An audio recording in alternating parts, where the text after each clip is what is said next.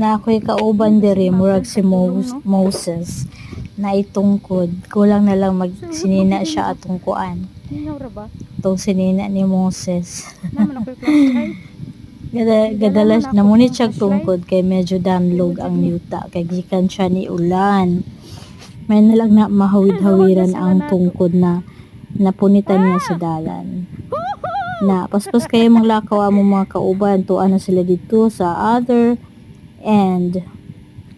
Unya kining talag sara maglakaw aginay kay mo lakaw.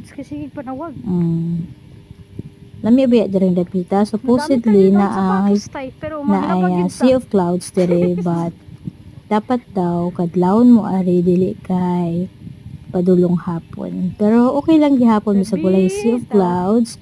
The view is worth gihapon. Nice kaayo diri. Tabi.